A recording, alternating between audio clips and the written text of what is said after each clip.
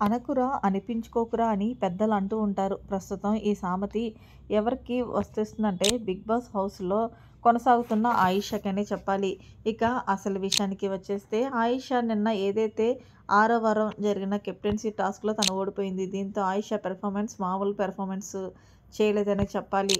ముఖ్యంగా ఆయిషా అయితే సింపతి కోసం ఎలా ఏడ్చిందంటే మామూలుగా ఏడవలేదనే చెప్పాలి. లైవ్ చూసిన ప్రతి ఒక్కరికి అనుకోవచ్చు.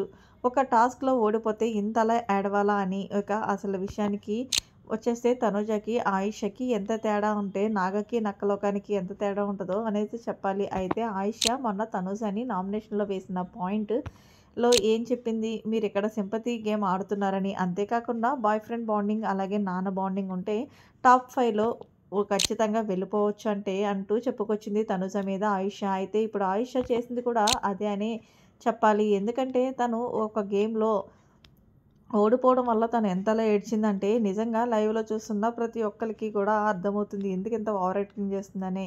అనకైతే మానరు. ఇక ఇందులో భాగంగా ఆయిష స్ట్రాటజీ ఏంటండి, కష్టపడి గేమ్ ఆడింది. అయ్యో! ఈ పిల్ల ఓడిపోయిందని జనాలకి ఆ సింపతి కలిగి తమకు ఓట్లు వేస్తారని చెప్పి మొత్తానికి మామూలు రచ్చ అయితే చేయలేదనే చెప్పాలి తనూజ. అప్పటికి ఎందుకు ఆయిష అంతలా ఏడుస్తున్నావు? నువ్వు అంటా ఉంటావు కదా! నాకెవరి బాండింగ్ వద్దు, ఎవరి సింపతి వద్దని.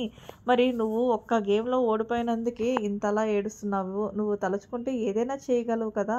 మరి ఎవరి మీద ఆధారపడవు కదా! అంటూ నిజంగా భలే రివర్స్‌లో కౌంటర్ ఇచ్చుకుందనే చెప్పాలి.